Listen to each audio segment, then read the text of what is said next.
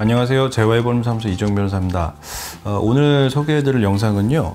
지금 이제 뉴스에 많이 나오는 건인데 그 야쿠르트 사건이라고 하죠. 그 이제 유튜버이자 이제 굉장히 이제 외모가 훈남이라고 이제 소개가 되고 있는 이제 약사분인데 이분이 이제 어떤 여성분을 알게 됐는데 그 여성분과 성관계를 했다고 합니다. 그래서 성관계를 했는데 알고 봤더니 이제 야쿠르트 분이 이제 성병에 걸리셨는데 본인이 성병에 걸렸다라는 사실을 알면서도 이제 상대 여성한테 고지를 안 했던 것 같아요.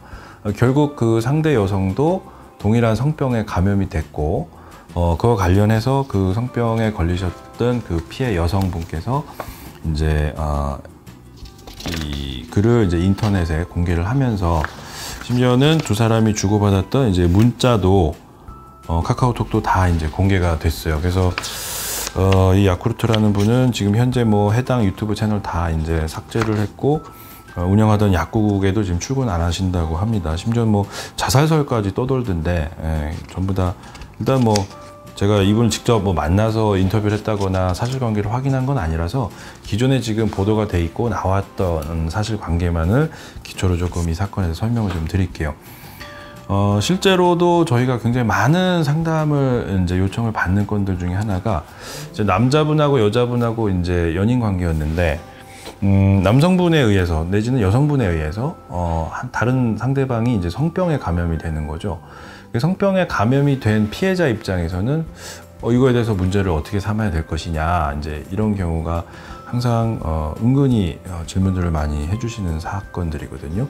야쿠르트 사건도 제가 봤을 때 동일한 사건인 거고, 근데 이제 대부분의 사건들을 보면 그 먼저 성병에 감염된 당사자가 모르고 지나가는 경우들이 많아요. 물론 자기의 어떤 파트너와의 성관계 이외에 다른 제3자와의 성관계를 했다라고 하면 대부분 그렇게 이제 오니까 그 성병이란 것이 그러니까 본인이 명확하게 이제 모르는 상태에서 자기 상대방 배우자 내지는 이제 연인에게 감염을 시키는 경우가 사실 제일 많아요. 이제 그런 경우에는 이 감염을 시킨 사람에 대해서 형사처벌을 어떻게 하느냐, 항상 이제 나오는 부분이 상해치사냐, 이제 상해죄냐, 이제 이런 부분으로 판단을 하게 되는데 야쿠르트 사건으로 정확하게 말씀을 드릴게요. 만약에 이 야쿠르트라는 약사분께서 본인이 성병에 걸린 줄 몰랐다, 과실치상이 될 수 있느냐에 대한 판단을 따로 받게 돼요.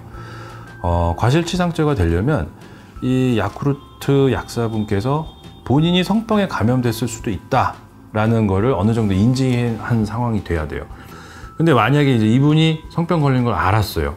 본인이 이제 걸린 걸 알고 있었고, 근데 별거 아니다라고 생각해서 그냥 성관계를 했다라고 하면 그러면 그건 상해죄까지도 성립될 수 있습니다.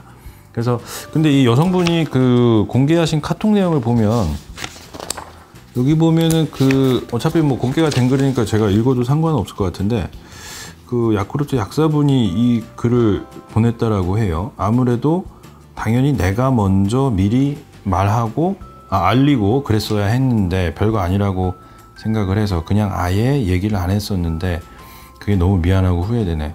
그러면은 이거 원래 알고 있었다라는 걸로 사실은 조금 해석이 되거든요. 물론 형사 고소를 지금 아직 안 하신 걸로 알고 있는데 이 문맥상으로는 당시 이제 알고 있지 않으셨을까, 야쿠르트 약사분께서.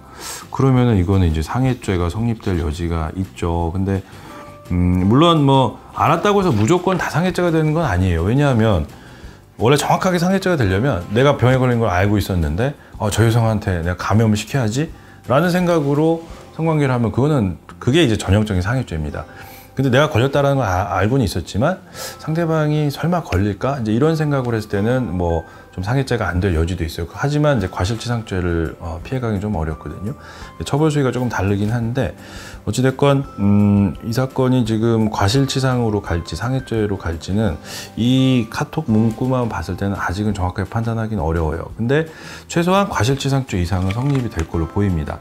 왜냐하면 본인이 알고 또 일반인하고 틀리게 이제 약사였기 때문에 지금 뭐 나오는 얘기는 뭐 헤르페스 2병이라고 하는데 그 병에 대해서는 일반 분들보다는 약사니까 더 많은 전문적인 지식이 있었을 거 아닙니까? 그래서 어느 정도는 분명히 알고 있는 상태였고 더 조심을 해야 됐는데 더군다나 콘돔 착용도 안 하고 하는 경우였다라고 해요. 그러면 감염돼도 어쩔 수 없지 뭐 이런 생각이 아니라 하더라도 뭐 설마 감염될까? 최소한 이 생각은 했을 거 아니에요. 그건 확실하죠.